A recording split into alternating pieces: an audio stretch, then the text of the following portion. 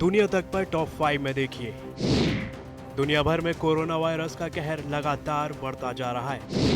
विदेश में फंसे भारतीयों को लाने के लिए विदेश मंत्रालय ने तैयार किया एग्जिट प्लान। पाकिस्तान के जाने माने मौलवी मौलाना तारिक जमील ने कहा है कि कोरोना के लिए महिलाएं जिम्मेदार हैं। अमेरिका घोषित रूप से लागू लॉकडाउन हटाने की योजना के बहुत करीब है।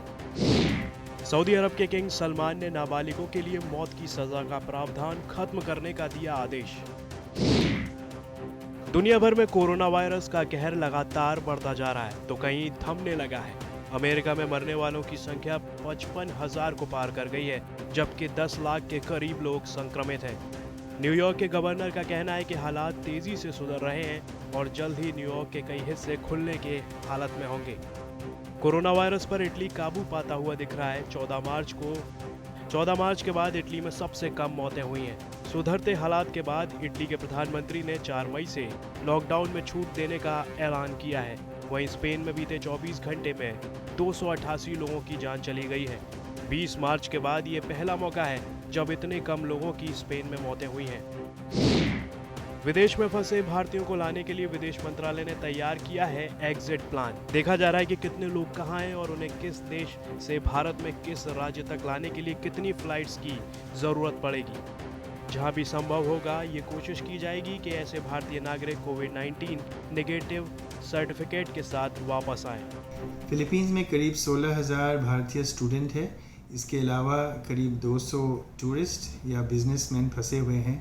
स्वाभाविक रूप से वो लोग भारत जल्दी ही वापस जाना चाहते हैं।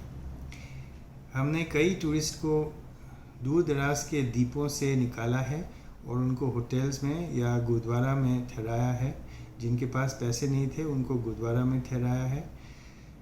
और हम क्योंकि ये मुश्किल हालत में निरंतर उनके साथ हम संपर्क में हैं।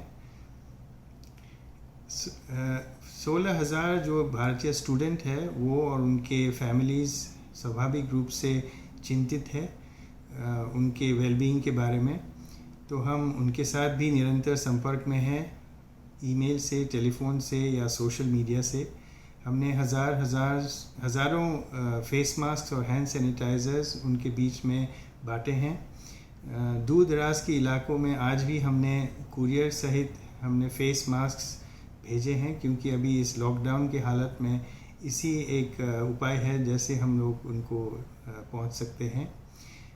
कुछ स्टूडेंट्स जिसकी ज़रूरत थी मेडिसिन्स की या खाद्य की, तो उनको भी ये हमने पहुंचाया है। पाकिस्तान के जाने माने मौलवी मौलाना तारिक जमील ने कहा है कि कोरोना के लिए महिलाएं जिम्मेदार हैं। उसने ये बात प्रधानमंत्री इमरान खान की मौजूदगी में एक लाइव टेलीविजन कार्यक्रम में कही। ये कार्यक्रम कोरोना पीड़ितों के लिए फंड जुटाने के लिए किया गया था।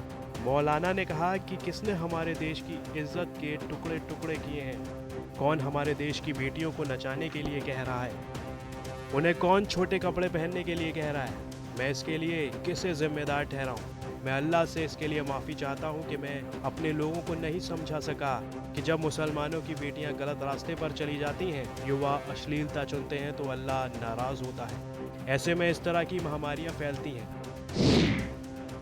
ट्रम्प ने खुद एक बयान जारी कर कहा कि वे देश में अघोषित रूप से लागू लॉकडाउन हटाने की योजना के बेहद करीब हैं। उधर न्यूयॉर्क के गवर्नर एंड्रयू क्यूमो ने भी घोषणा की है कि राज्य में कोरोना वायरस महामारी का सबसे बुरा दौर अब खत्म हो चुका है। उन्होंने भी कहा कि वो धीरे धीरे अर्थव्यवस्था को दोबारा खोलने की योजना पर काम कर रहे हैं। अमेरिका में जारी सामाजिक दूरी के दिशा निर्देशों के तहत लोगों को घरों में ही रहने की हिदायतें हैं। सऊदी अरब के किंग सलमान ने नाबालिगों के लिए मौत की सजा का प्रावधान खत्म करने का आदेश दिया है। इस बात की जानकारी एक सीनियर अधिकारी ने बयान जारी कर दी है। इससे पहले सजा के तौर पर कोड़े मारने को सऊदी अरब की हुकूमत ने प्रतिबंधित कर दिया था। इस फैसले से पहले एक अन्य फैसले में कोड़े लगाने की सजा देने का चलन खत्म कर इसकी जगह कैद की सजा, जुर्माने या सामुदायिक सेवा का प्रावधान करने का आदेश भी दिया गया। इसी के साथ देश की सबसे विवादित सजा को खत्म कर दिया गया है।